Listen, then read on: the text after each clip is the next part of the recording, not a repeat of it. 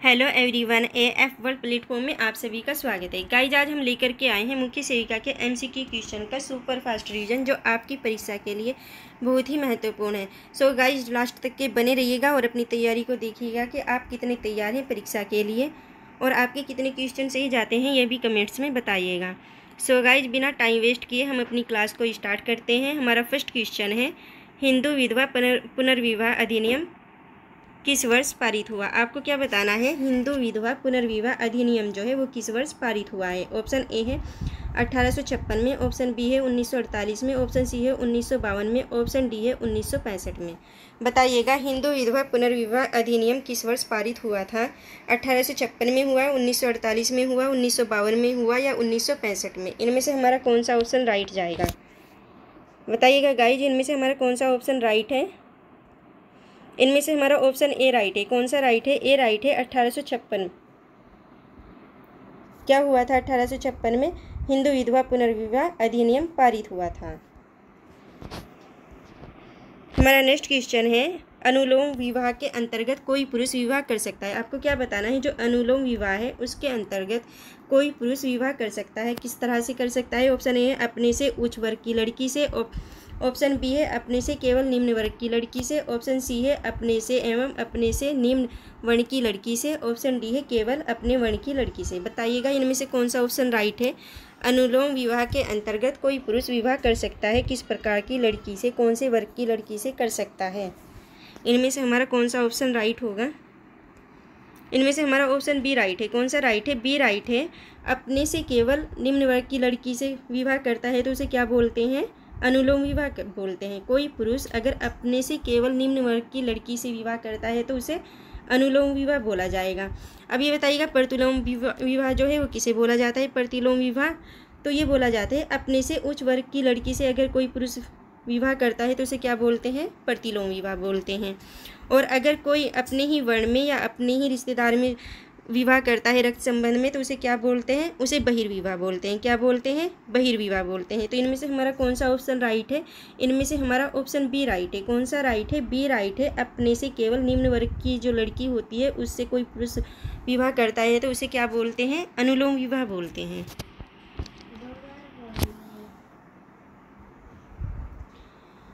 हमारा next question है, पति पत्नी के लिए न्यायिक पृथक्करण की व्यवस्था किस अधिनियम द्वारा पारित की गई? आपको बताना है, पति पत्नी के लिए न्यायिक पृथक्करण की व्यवस्था किस अधिनियम द्वारा की गई है? ऑप्शन ए है हिंदू स्त्रियों का संपत्ति पर अधिकार, ऑप्शन बी है विशेष विवाह अधिनियम 1954 तथा 1937 अधिनियम, ऑप्शन डी है हिंदू विवाह अधिनियम 1955, ऑप्शन डी है हिंदू उत्तराधिकार अधिनियम 1946। बताइएगा कौन सा ऑप्शन राइट होगा? पति पत्नी के लिए न्यायिक पृथक्करण की व्यवस्था किस अधिनियम द्वारा की गई है? हमारा option A B C D में से कौन सा राइट है? तो इनमें से हमारा ऑप्शन डी राइट है। कौन सा राइट है? डी राइट है। जिसमें हिंदू उत्तराधिकार दिया गया है वो राइट है। कौन सा राइट है? हिंदू उत्तराधिकार अधिनियम 1946।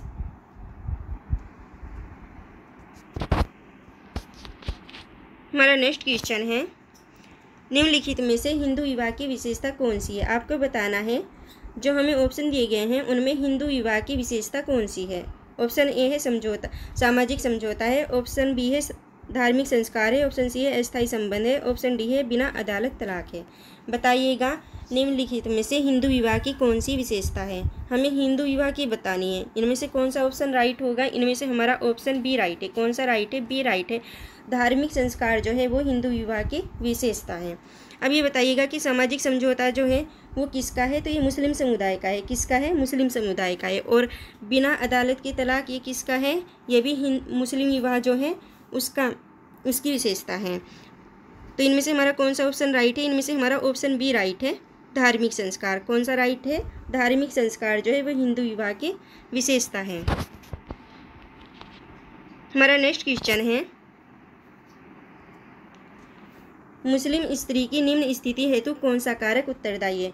आपको बताना है, जो मुस्लिम स्त्री होती है उनकी निम्न स्थिति का मुख्य कारण क्या है? ऑप्शन ए है पर्दा प्रथा है, ऑप्शन बी है अशिक्षा है, ऑप्शन सी है पुरुषों की धार्मिक आधिपत्य है, ऑप्शन डी है ये सभी।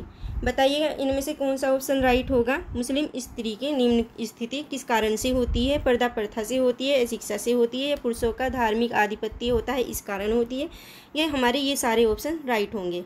तो इनमें से कौन सा ऑप्शन राइट है। तो इनमें से हमारा ऑप्शन डी राइट है। कौन सा राइट है। डी राइट है। ये सभी कारण हैं जिससे क्या होता है, मुस्लिम स्त्री की स्थिति निम्न होती है। हमारा नेक्स्ट क्वेश्चन है हिस्ट्री ऑफ ह्यूमन मैरिज। क्या है। हिस्ट्री ऑफ ह्यूमन मैरिज नामक पुस्तक किस लेखक की है। ऑप्शन ए है सोरोकिन की है, ऑप्शन बी है रिजले की है, ऑप्शन सी है वेस्टरमार्क की है, ऑप्शन डी गिलबर्ट की है। बताइएगा हिस्ट्री ऑफ ह्यूमन मैरिज नामक पुस्तक जो है वो किस लेखक की है। सोरोकिन की है, रिजले की है, वेस्टरमार्क की है, या गिलबर्ट की। इनमें से कौन सा ऑप्शन राइट है। इनमें से हमारा ऑप्शन सी राइट होगा। कौन सा राइट होगा। सी राइट होगा, वेस्टरमार्क। हमारा नेक्स्ट क्वेश्चन है marriage and family in India. क्या है। Marriage and family in India के लेखक कौन हैं। ऑप्शन ए है IP देसाई है, ऑप्शन बी है इरावती कर्वे है, ऑप्शन सी है KM कंपाड़िया है, ऑप्शन डी है PH प्रभु है। बताइएगा marriage and family in India के लेखक कौन हैं। इनमें से हमारा कौन सा ऑप्शन राइट होगा। इनमें से हमारा ऑप्शन सी राइट है। कौन सा राइट है। सी राइट है। KM कंपाड़िया जो है वो मैरिज एंड फैमिली इंडिया के लेखक हैं। हमारा नेक्स्ट क्वेश्चन है जब एकाधिक भाई आपस में मिलकर एक ही स्त्री से विवाह करते हैं। क्या है। जब एकाधिक भाई आपस में मिलकर एक ही स्त्री से विवाह करते हैं तो उसे क्या कहा जाता है। ऑप्शन ए है बहुपति विवाह कहा जाएगा, ऑप्शन बी है समूह विवाह कहा जाएगा, ऑप्शन सी है बहुपत्नी विवाह कहा जाएगा, ऑप्शन डी है भ्रातक बहुपति विवाह कहा जाएगा। बताइएगा इनमें से हमारा कौन सा ऑप्शन राइट होगा। जब एकाधिक यानी एक से अधिक भाई होंगे वे आपस में मिलकर एक ही स्त्री से विवाह करते हैं तो उसे क्या कहते हैं। बहुपति विवाह कहते हैं, समूह विवाह कहते हैं, या बहुपत्नी विवाह कहते हैं, या भ्रातक बहुपति विवाह कहते हैं। इनमें से कौन सा ऑप्शन राइट है। तो इनमें से हमारा ऑप्शन डी राइट है। कौन सा राइट है। डी राइट है। भ्रातक बहुपति विवाह कहते हैं। क्या कहते हैं। भ्रातक बहुपति विवाह कहते हैं। हमारा नेक्स्ट क्वेश्चन है भ्रातक बहु प्रथा किस जनजाति में प्रचलित है। आपको बताना है जो भ्रातक बहुपति प्रथा है वो किस जनजाति में प्रचलित है। ऑप्शन ए खस जाति में, ऑप्शन बी है भील जाति में, ऑप्शन सी है कन्नौरा जाति में, ऑप्शन डी है बेदिया जाति में। बताइएगा भ्रातक बहुपति प्रथा किस जनजाति में प्रचलित है। इनमें से कौन सा ऑप्शन राइट होगा। तो इनमें से हमारा ऑप्शन ए राइट है। कौन सा राइट है। ए राइट है। खस जाति में जो है भ्रातक बहुपति प्रथा चलती है। हमारा नेक्स्ट क्वेश्चन है बहिर्वैवाहिक निषेध के अंतर्गत निषेध है। आपको बताना है बहिर्वैवाहिक निषेध के अंतर्गत क्या आता है। ऑप्शन ए है जाति, ऑप्शन बी है गांव, ऑप्शन सी है गोत्र, ऑप्शन डी है प्रजाति। बताइएगा इनमें से कौन सा ऑप्शन राइट है। तो इनमें से हमारा ऑप्शन सी राइट है। कौन सा राइट है। सी राइट है। गोत्र होता है। क्या होता है। गोत्र होता है। तो हमारा ऑप्शन सी राइट जाएगा।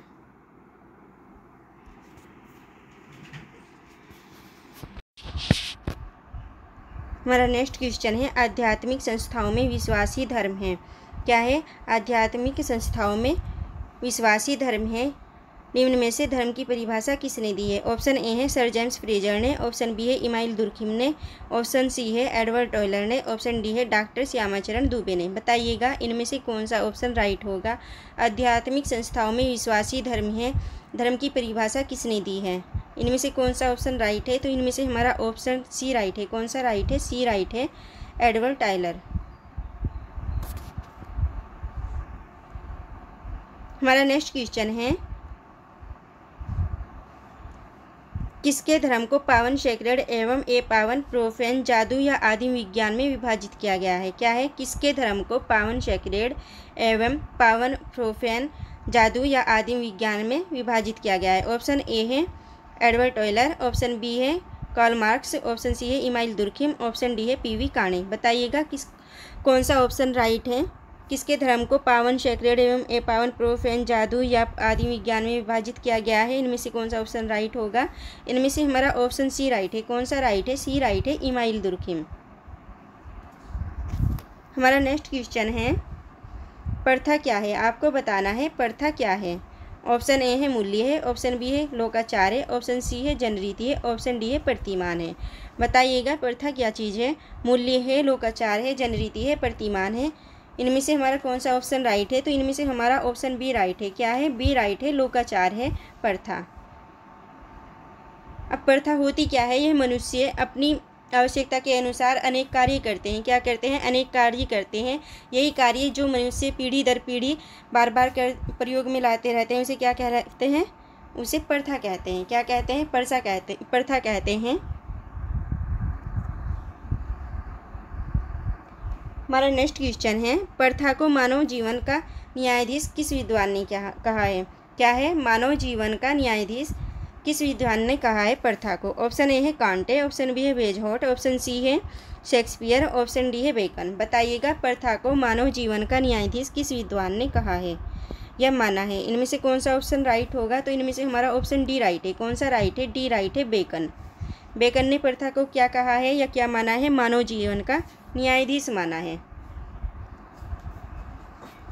हमारा नेक्स्ट क्वेश्चन है, स्त्री पुरुष तुलना पुस्तक का प्रकाशन कब हुआ? आपको बताना है जो स्त्री पुरुष तुलना है पुस्तक, उसका प्रकाशन कब हुआ है? ऑप्शन ए है वर्ष 1865, ऑप्शन बी है 1882, ऑप्शन सी है वर्ष 1891, ऑप्शन डी है वर्ष 1910। बताइएगा, स्त्री पुरुष तुलना पुस्तक का प्रकाशन कब हुआ है? 1865 में हुआ, 1882 में हुआ, 1891 में या 1910 में? इनमें से कौन सा ऑप्शन राइट होगा? बताइएगा।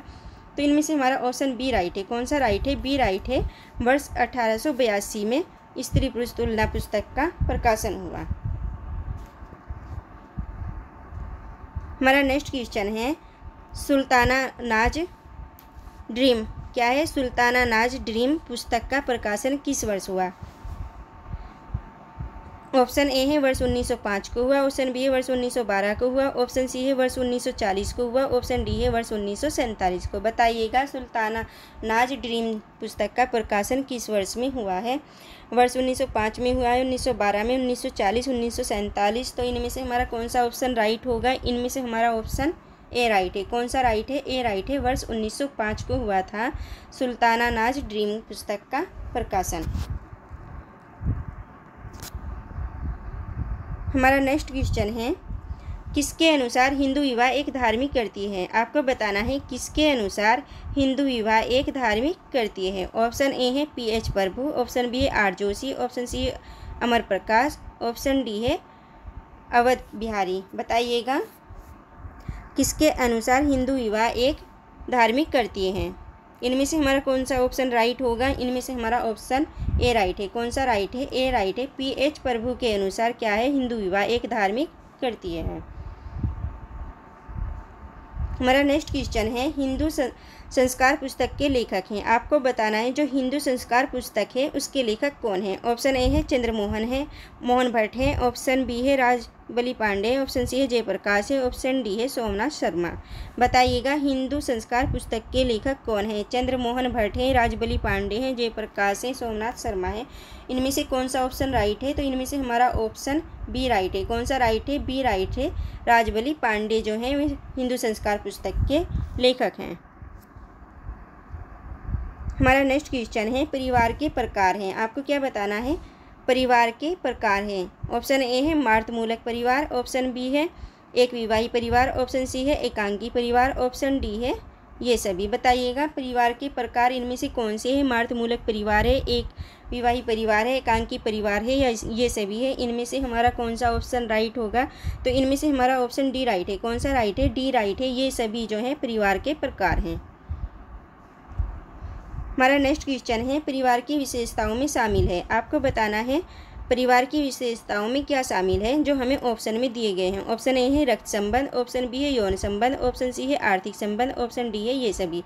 बताइएगा, परिवार की विशेषताओं में शामिल है रक्त संबंध, शामिल है यौन संबंध, आर्थिक संबंध या ये सभी? तो परिवार की विशेषताओं में ये सभी शामिल है। क्या है? ये सभी शामिल है। तो हमारा ऑप्शन कौन सा राइट है? ऑप्शन डी राइट है, ये सभी। गाइज, आज की क्लास आपको कैसी लगी कमेंट्स के माध्यम से बताइएगा, और अगर आपको पसंद आती है तो लाइक और सब्सक्राइब भी कर दीजिएगा। थैंक यू, जय हिंद।